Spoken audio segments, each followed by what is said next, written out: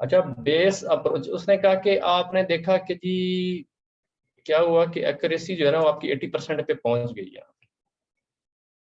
ये देखें, ये एक्यूरेसी आपकी ये जो है 80% पे यहाँ पहुंच गई यहाँ। तो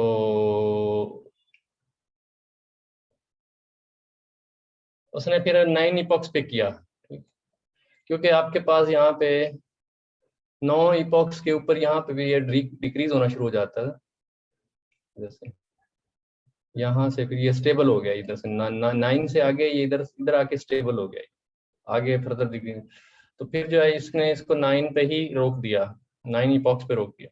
9 और इपॉक्स पे इसने एवेल्यूएट किया, तो ये आया आपका लॉस, और ये लॉस और ये आपकी एक्यूरेसी। तो आप देख रहे हैं कि एक्यूरेसी आपकी 80% पहुंची है। अब बात ये है कि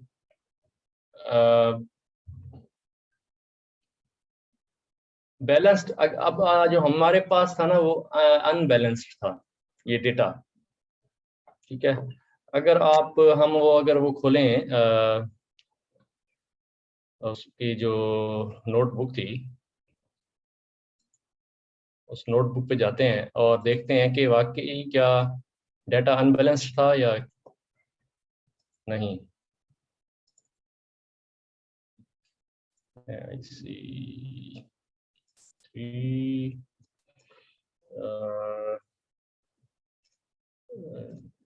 Jupiter.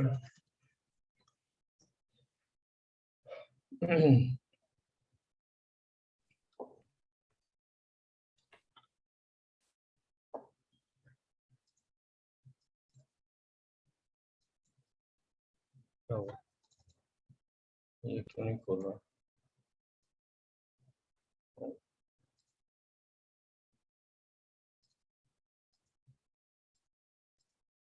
ये गलत हो गया।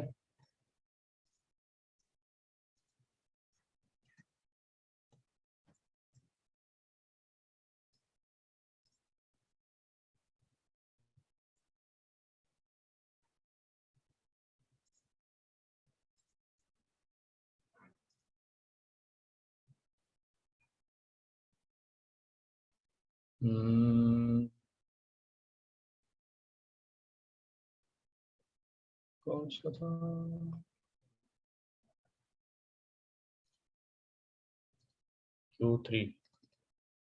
Q3 में डीप लर्निंग।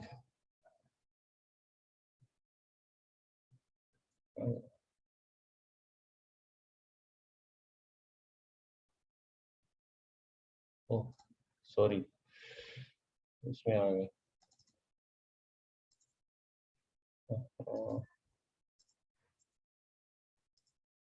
चैप्टर 4। तो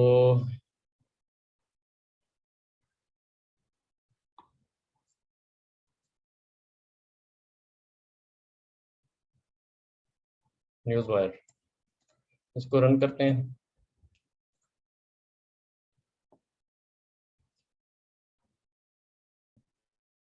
और हम ना इसके ना वो देखते हैं इसमें बैलेंस्ड क्लासेस थी या अनबैलेंस्ड थी।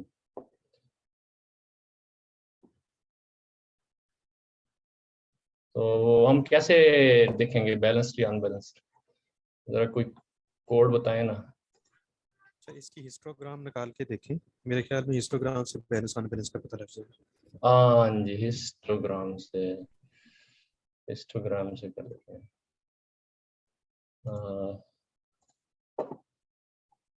अच्छा, ये आ गया आपका train labels, test labels. Train labels का आप बना लें हिस्टोग्राम। कैसे बनाएंगे ट्रेन? हमें वो इंपोर्ट करना पड़ेगा। अच्छा, हिस्ट तो डायरेक्ट बन जाता है, train underscore labels dot hist, ऐसा होता है।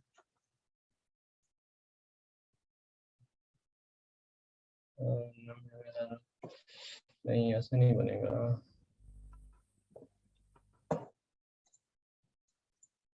plt.hist होगा, आई थिंक सो।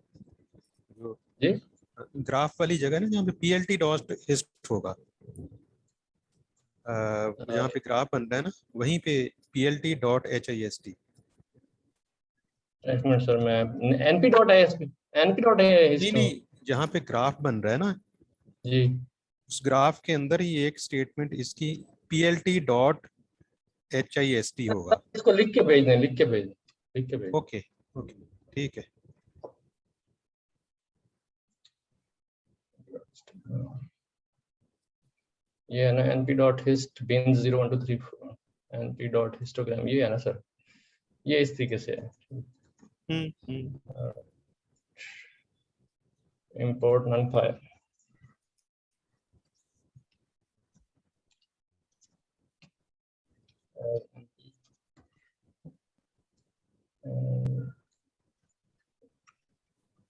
यहाँ पे आपका आएगा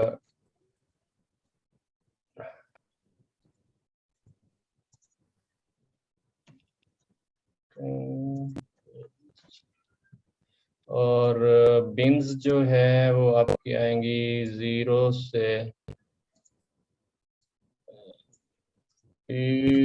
डॉट ए रेंज 0 टू, कितने क्लासेस थी सर? अच्छा PLT डॉट हिस्ट्री, इससे भी बन, NP से भी बन जाएगा ये। कितनी क्लासेस थी? 47 46 थी, 46। तो ये आ गई यहाँ पे 0 to 46। ट्रेन लेवल से पहले एक ब्रैकेट पड़ी हुई है, उसको खत्म कर दे। किसको? ये वाली ट्रेन लेवल से पहले एक ब्रैकेट है, उसको खत्म कर दे।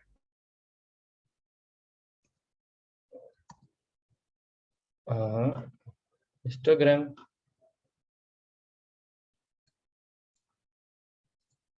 अच्छा ये तो वैसे ही, अच्छा ये बन रही है मैट प्लॉट लिब से बनेगी। अच्छा PLT डॉट हिस्ट,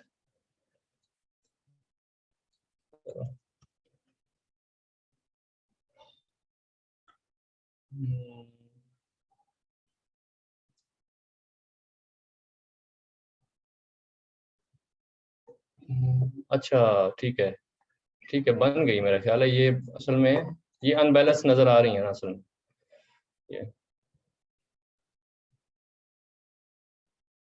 ये अनबैलेंस्ड है क्योंकि देखें ये क्लास 055 है, क्लास 1 432 है, क्लास इस तरीके से अनबैलेंस्ड क्लासेस हैं। ठीक है, ये उसमें एक विजुअल फॉर्म में नहीं दे रहा आपको, उसके नंबर ऑफ कैलकुलेशंस करके दे रहा। तो ये आपको 0 to 45 क्लासेस जो है आपको अनबैलेंस नजर आ रही हैं। ठीक, तो अब उसका जो उसने कहा है, उसने कहा है कि ये अनबैलेंस्ड क्लासेस हैं इसलिए आपको ये एक्यूरेसी बड़ी हाई दे रहा है। ठीक है, क्योंकि जो ये बायस्ड हो गया है, किस्म का बायस्ड ऐसे हो गया है कि ये जो बहुत ज्यादा जो क्लासेस हैं जिसके अंदर, जैसे कि ये 3159 है, इसका तो अब कोई मुकाबिल ही नहीं है। ये 0 1 2 3 4 फोर्थ क्लास जो है ना वो बहुत ज्यादा है, और इस तरीके से ये भी बहुत ज्यादा है। तो अगर इन दोनों को इकट्ठा कर लो तो यही जो है ना बायस्ड हो जाएगा मॉडल, आपको एक्यूरेसी ज्यादा हाई दे रहा है। तो इसलिए वो कहता है कि क्यों ना इसको हम एक रैंडम डिस्ट्रीब्यूशन पे चेक करें, खुद से एक डेटा जनरेट करके। तो उसके लिए पहले उसने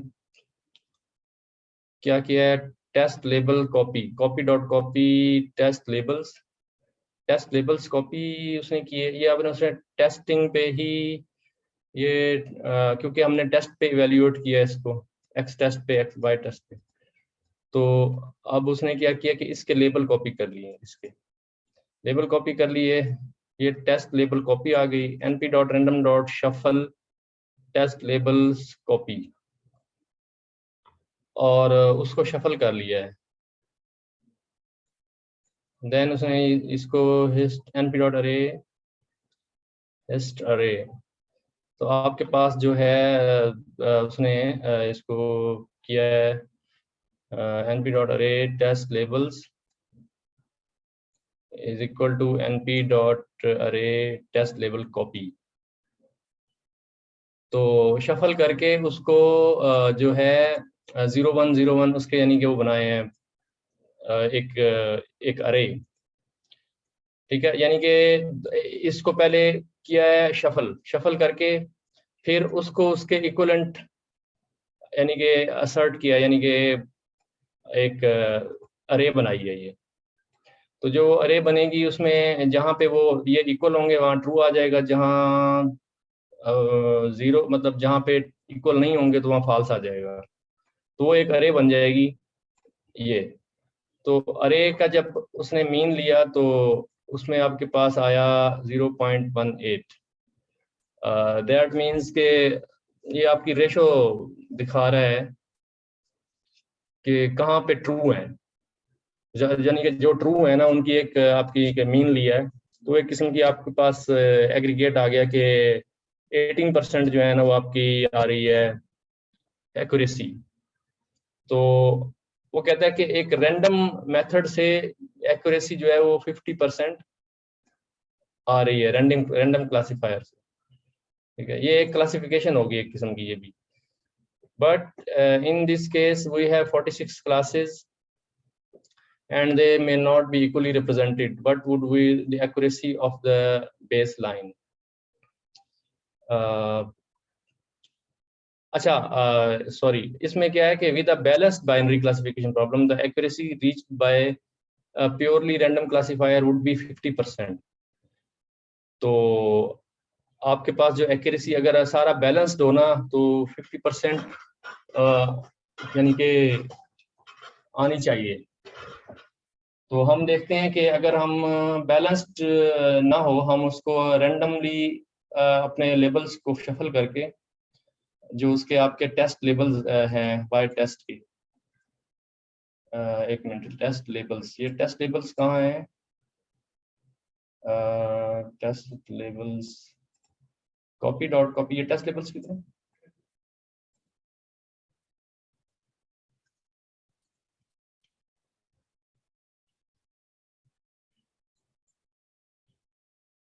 ओहो,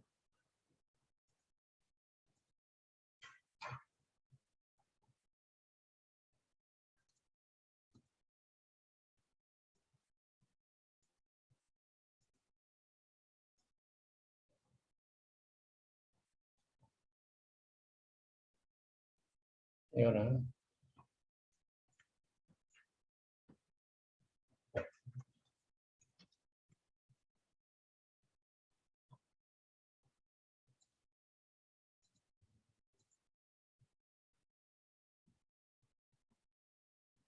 अच्छा, ये हो रहा है टेस्ट लेबल्स।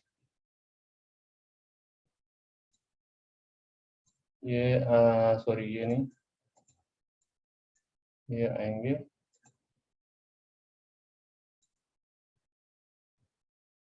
एमएनएस कौन सा सेक्टर है? ओहो, कहाँ पहुंच गया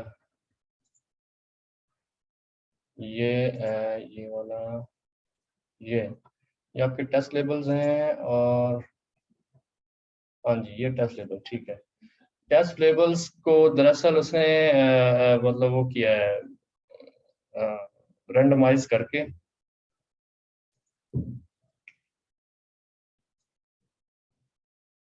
पहले टेस्ट लेबल को कॉपी किया है और फिर उसको उसने क्या किया है कि उनको रैंडम कर दिया है, रैंडम करके, और उसने ओरिजिनल टेस्ट लेबल्स को कंपेयर करा लिया। यानी कि एक लिस्ट को आपने रैंडमाइज करके फिर आपने उसको उसी लिस्ट के साथ कंपेयर करा दिया।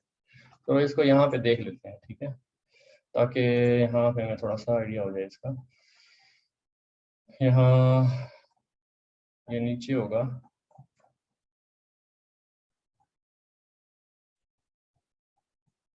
यहाँ होगा ये।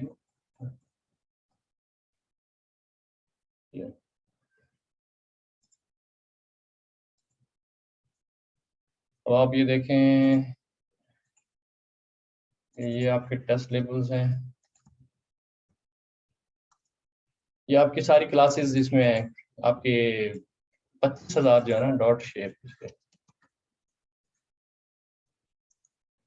22,000 2,246 लेबल्स हैं वो आपके पास ना, जो आपने ऊपर रूटर्स का डाटा जो कॉपी किया है, तो उसके अंदर आपके पास टेस्ट लेबल्स जो हैं वो अलग से आए हैं ये वाले।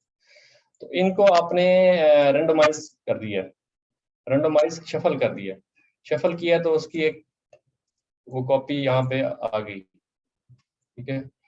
फिर आपने क्या किया कि उसकी टेस्ट लेबल्स के साथ उसको खुद को कंपेयर करा दिया, रेंडमाइज वर्जन को। जब ये आपने कंपेयर कराया तो ये एक अरे बन जाएगी ट्रू फॉल्स की। तो जहाँ पे उनके मैच कर रहे होंगे, ठीक है, तो वो जो है आपका क्या बन जाएगा, वो आपका ट्रू, मतलब वहां पे आप 1 आ जाएगा, और जो फॉल्स हो गया वहाँ 0 आ जाएगा। उसके बाद उसका मीन ले लिया, तो ये आपके पास एक्यूरेसी आ गई, रैंडम एक्यूरेसी आ गई, ठीक है। इसको ये बेस लाइन अप्रोच है एक, जिससे आप देखते हैं कि भाई एक्यूरेसी जो है मिनिमम मतलब कितनी आनी चाहिए, 19%। तो अब वो कहता है कि as you can see the random classifier would score 19% of accuracy, so the result of our model seem pretty good in that light. तो बेस लाइन से तो बहुत ज्यादा ऊपर हमारा जा रहा है, ठीक है। तो ये है बेस लाइन।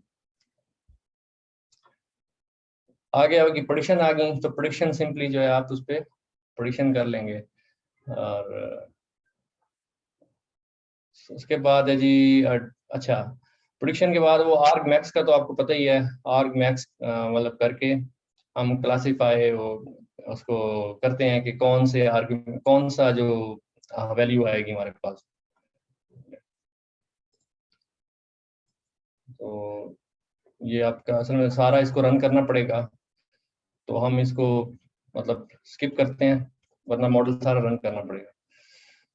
ये इम्पोर्टेंट। अच्छा, इसमें फिर आगे वो फर्दर एक्सपेरिमेंटेशन कर रहा है, तो इसको कर लेते हैं। डेटा बिल्डिंग योर मॉडल यहाँ से है, ये हो गया। इसको रन करते चले जाते हैं सारा, रन रन सेल, रन और रन अबव, रन बिलो। तो क्या हुआ?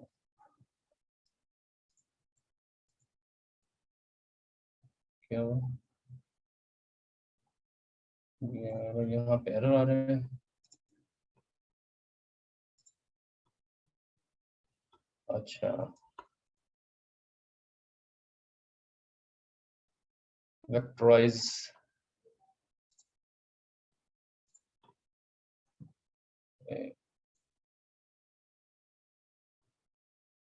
वेक्टराइज का फंक्शन वो जो है नहीं था।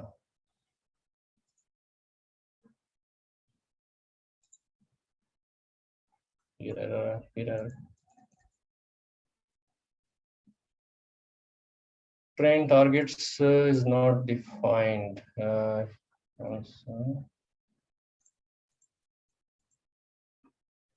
कह रहा सारा ही करना पड़ेगा, शुरू से कर लेते हैं इसको।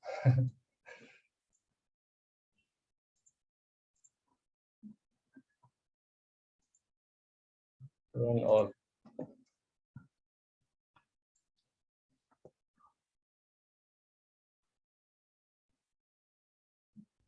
सर टेंसरफ्लो डॉट केरॉस करके देखना था उसने तो। नहीं, वो रन नहीं ना किए, तो वो सारे सेल वो इंपोर्ट हुई थी ना, ऊपर इंपोर्ट हुई थी। तो बेसिकली पहले ये कि प्रेडिक्शन देनी है, प्रेडिक्शन कैसे, model dot predict X test आएगा, फिर आपके पास each entry in prediction is a vector of 46, हर प्रेडिक्शन जो है इसमें 46 वैल्यूज होंगी, ठीक। उसके बाद आपने क्या करना है कि, और दूसरी बात यह है कि आपको पता है कि सारी लिस्ट ऑफ जो प्रोबेबिलिटी है, 46 प्रोबेबिलिटीज को जब सम करेंगे वो भी 1 आएगा, ये तो बात आप सबको पता ही है, हमें पढ़ा है इसको काफी दफा। फिर उसमें आपने देखना है कि सबसे बड़ा जो आइटम है वो कौन से इंडेक्स पे मौजूद है, तो आपको np.argmax करके वो देखते हैं कि इस पर्टिकुलर जो प्रेडिक्शन है उसकी जो वो क्या आई है, कौन सी क्लास से वो बिलोंग करता है। ये तो खैर इजी हो जाएगा, ये तो इजी है।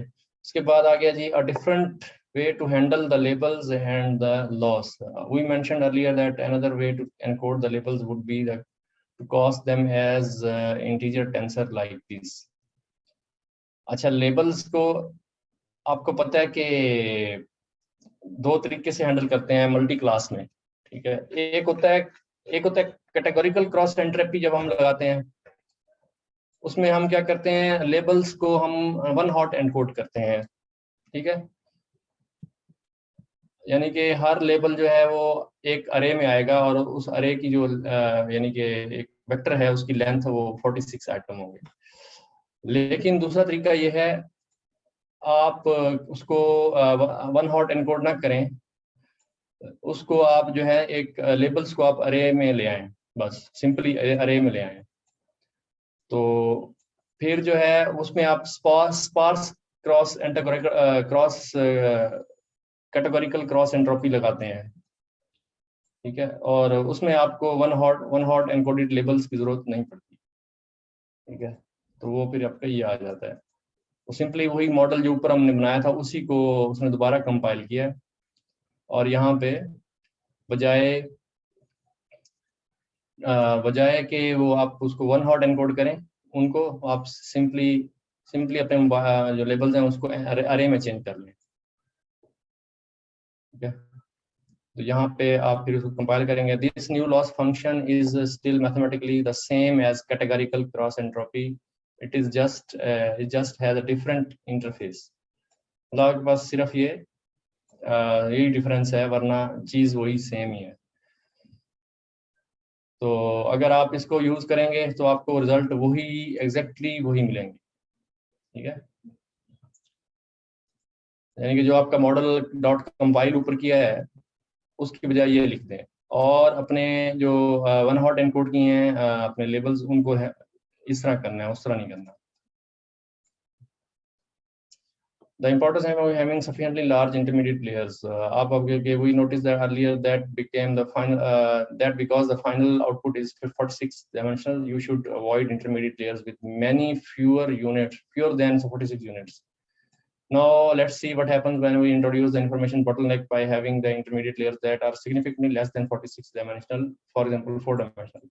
अब क्या किया कि 46 आपके पास है आउटपुट यूनिट्स, जिसके ऊपर 46 क्लासेस आएंगी। सॉफ्ट मैक्स लेयर है, आपके पास मल्टी क्लास क्लासिफिकेशन है, तो इसमें 46, लेकिन उससे पहले हमने 4 लगा दिया। अब इसमें है कि आप बाहर से जो एक बड़ी पाइप आ रही है फॉर एग्जांपल, और उससे आगे जो है इनपुट छोटी पाइप है, तो यहाँ इसको कहते हैं इंफॉर्मेशन बॉटलनेक बन रही है, क्योंकि यहाँ से बड़ी इंफॉर्मेशन आ रही है। यहाँ पे फिर सिर्फ 4 यूनिट लगाए हैं, यहाँ पे 46 है, फिर यहाँ से ज्यादा इंफॉर्मेशन है, लेकिन यहाँ से एक आपकी जो है ना एक नैरो पाइप है, और फिर आगे फिर बड़ी पाइप है।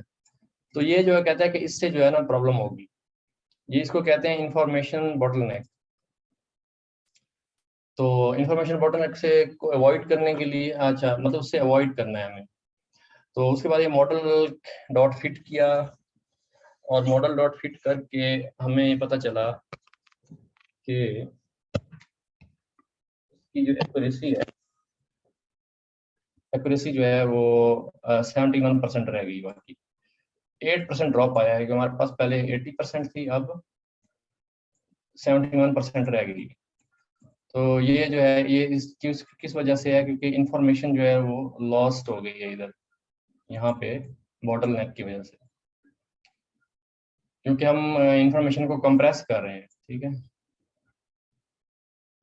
इसके बाद further experiment like this example, I encourage you to try out the following experiments to train your intuition about the kind of configuration decision you have to make with such models. Try using larger or smaller layers like 32 units, 120 units, make it different weights, अपना different units को change करके देखें। or you use the 2 intermediate layers before the final softmax classification layer. Now try using single intermediate layer or 3 intermediate layer, यानी कि एक से एक करें या 3 करें या 4 करें, ज्यादा बढ़ा के देखते हैं लेयर्स को। तो ये आपका आ गया, ये रैप हो गया। इसके बाद आपके पास आ गया जी प्रोडिक्शन ऑफ हाउस प्राइसेस। अच्छा, यहाँ पे जो हम चीज देखने की कोशिश करें तो वो देख लेते हैं। और ये ट्रेन हो गया।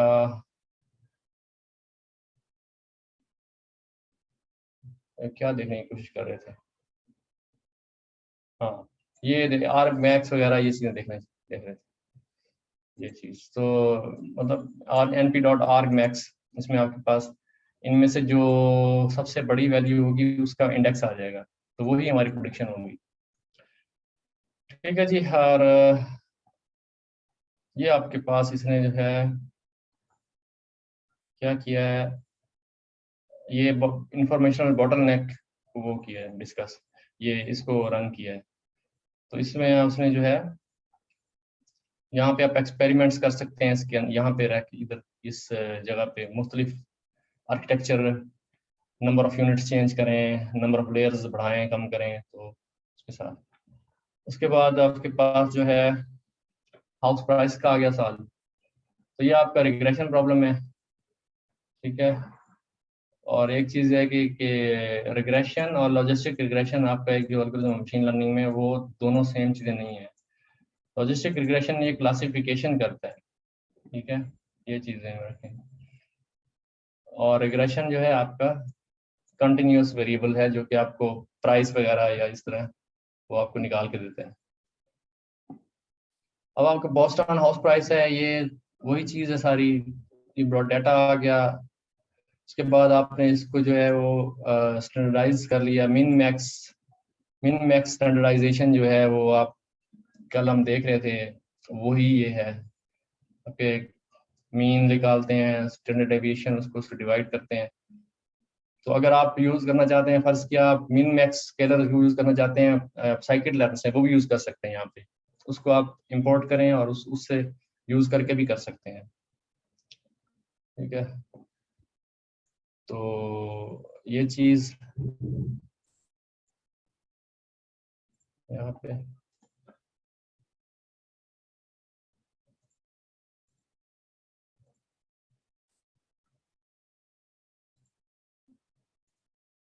ये आपके टारगेट्स हैं, प्राइसेस हैं हाउस की, नंबर और $10,000 में, यानी कि हर चीज 10,000 से मल्टीप्लाई होगी, 10,000 से मल्टीप्लाई होगी, वो उसकी प्राइस बनेगी। ये नॉर्मलाइज है, ये नॉर्मलाइज आप इस तरह से कर सकते हैं। और वो आपके पास जो साइकिट लर्न इंपोर्ट करके कल हम बुक में देख रहे थे, करके देखें, टाइम कम है, इसको खत्म करना है। चलें, ये आपका डाटा नॉर्मलाइज हो गया और उसके बाद आपके पास ये मॉडल आ गया, और साथ में जो है ये आपका वैलिडेशन का जो है उसने के फोल्ड वैलिडेशन का वो बनाया है। के फोल्ड वैलिडेशन ये आप हमने सब किया हुआ है। अगर किसी को थोड़ा सा है मसला तो वो YouTube वीडियोस हमारी बनी हुई हैं, तो उसमें जाके देख सकते हैं ये कैसे काम करता है, ठीक है। ये आपके पास स्कोर आ गए उसके, के फोल्ड 4 फोल्ड है ना इसके, ये के फोल्ड, ये डाटा के वैलिडेशन के 4 फोल्ड बनाता है वो, ठीक है।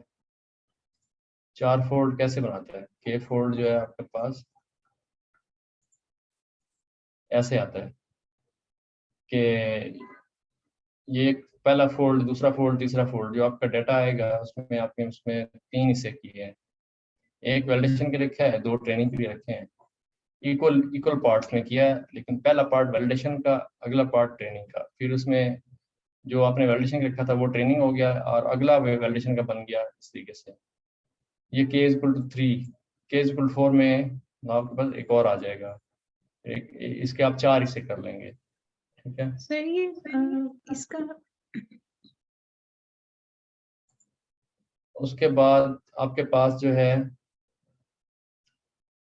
सर ये इम्प्लीमेंटेशन बता दें कि हम कब के फोल्ड वैलिडेशन यूज करेंगे। अपने लॉस, अपने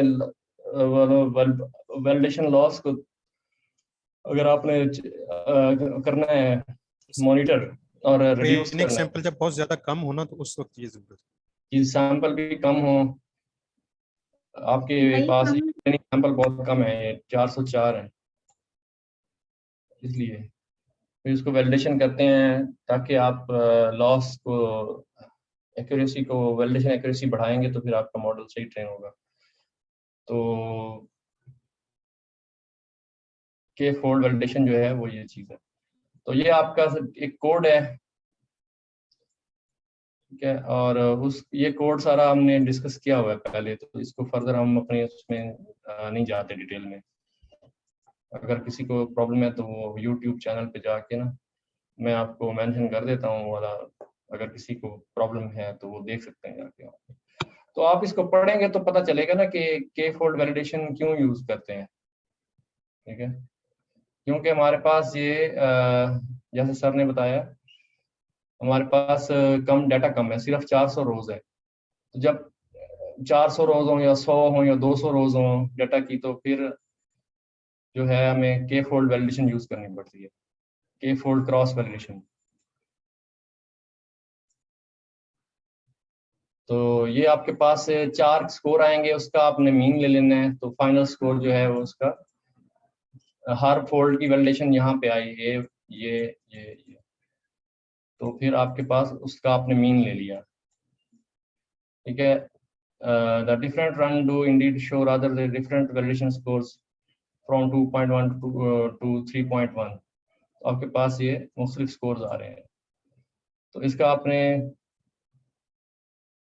in this case we are off by $2,600 price on average. तो आप जब एवरेज लेंगे तो ये 2.6 आया। तो 2.6 मल्टीप्लाई 10,000, 2.6 मल्टीप्लाई 10,000 कितना होगा? 26,000 सर। टू, हाँ जी, 26,000 2.6 मल्टीप्लाई बाय, हाँ ये तो 26,000। एक मिनट, ये क्या कह रहे हैं कि in this case we are off by 2,600 on average, which is significant considering the price range from 10,000 to 50,000. Let's try training the model on longer 500 epochs. अच्छा, ये 2600 इसमें से कैसे आ रहा है? ये 2.56 है, 2.6 स्कोर आया है आपका MAE, अपना मीन क्या है, मीन स्क्वायर एरर, MSE। ये आपका MSE लिया, क्या लिया इसने? एक मिनट, ये इसने लिया MSE, लॉस MSE और मीन एब्सोल्यूट एरर, ठीक है। Metric is mean absolute error. तो मीन एब्सोल्यूट एरर जो है वो आपका, अच्छा, we are also monitoring the new metric during the training mean absolute error. It is the absolute value of the difference between the predictions and the targets. For instance, and the mean absolute error of 0.5 on this problem would mean that your prediction are off by 500. 1000 से multiply, तो 1000 से multiply किए, तो इसमें आपके पास जो ये आ रहा है मीन एब्सोल्यूट एरर जो आ रहा है इधर, यहाँ पे आ रहा है 2.6 मल्टीप्लाइड 1000, ठीक है, 1000, तो आपके पास आया 2600। तो दैट मीन्स आपका मीन एब्सोल्यूट एरर जो है वो प्रेडिक्शंस के अंदर जो है ऑन एवरेज वो आपका ये आ रहा है, ये एरर आ रहा है, ठीक है। दैट मीन्स आपके एवरेज जो है, आपकी प्राइसेस जो है ना वो वेरी कर रही हैं 2600 के डिफरेंस से, ऑन एवरेज ज्यादा या कम हो रही हैं, ठीक है।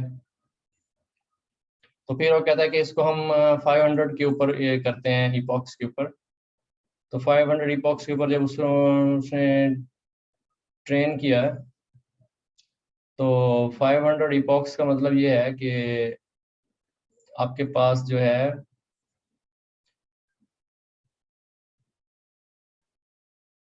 रेंज, ये क्या किया, np.mean, उसमें जो है आपके पास जो स्कोर आया है ऑल MAE हिस्ट्रीज, ठीक है, यहाँ पे यहाँ पे आपके पास जो हिस्ट्रीज आई हैं बहुत सारी, तो वो आपके पास 500 हिस्ट्रीज आई हैं। तो उसमें जो है आप क्या करेंगे कि उन हिस्ट्रीज को जो है वो ले लेंगे for I in range number of epochs, her epoch के लिए, ठीक है। हर इपॉक का जो उसका स्कोर है वो आप ले लेंगे, ठीक है। तो फिर उसका बाद में मीन ले लेंगे, 500 का मीन ले लेंगे, तो वो आपके पास एवरेज हिस्ट्री आ जाएगी।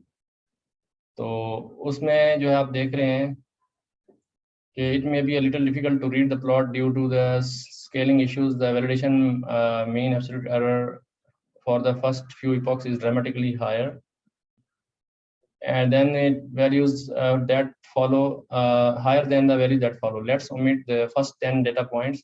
अब यहाँ पे आपके पास जो ये यहाँ से बहुत ज़्यादा था, ठीक है, 20 था, तो एकदम से यहाँ पे आया फिर इधर, तो उसने कहा कि हम 10 डेटा पॉइंट्स को छोड़ देते हैं, ठीक है, which are the on a different scale than the rest of the curve.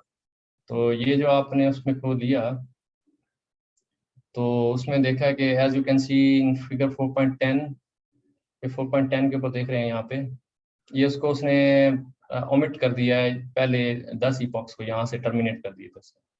तो जब उसने इसको फिर छोटे स्केल पे ला के देखा तो फिर वो कर्व ऐसी नज़र आ रही है, ठीक है, ऐसी, इसमें आपके पास ये 3.2 है और यहाँ पे ये 3.2 दरअसल यहाँ से स्टार्ट हो रहा है, ये समवेयर हेयर, ठीक है, ये इधर ऐसे, ये 3.2 है, ठीक है।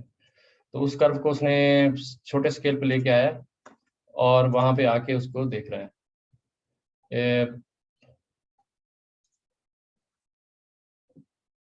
ठीक है, अब टाइम भी खत्म हो रहा है इसका, तो इसको फिर आप लोग आगे खुद से रिव्यू कर लीजिएगा, ठीक है। तो ये बस खत्म ही हो गया तकरीबन। इसका जो है आपके देख रहे हैं कि यहाँ पे बस लेस देन 1 मिनट रह गया। तो ये जो है आखिरी पेज हमें stops improving significantly after 120 for 140 epochs. तो आपके पास उसके बाद जो है ये 140 के बाद ये कम बढ़ना शुरू हो जाता है यहाँ से आगे। तो ये जो यहाँ तक हमारी जो है वो रिक्वायरमेंट सही है, ठीक है। तो उसमें आप ये देख रहे हैं कि फिर जो है ट्रेन करते हैं मॉडल को दोबारा से, क्या अदर पैरामीटर, अब हम दूसरे पैरामीटर चेंज करते हैं, ठीक है। मिसाल के तौर पे बैच साइज है या इपॉक्स 130 कर दी है, क्योंकि 130 के ऊपर आपको वो अच्छी दे रहा है ना, 500 पे नहीं जाते, 130 पे करते हैं। तो 130 तक जो है उसको फिर हमने किया, तो उसका रिजल्ट फिर ये आया 2.46। पहले आ रहा था 26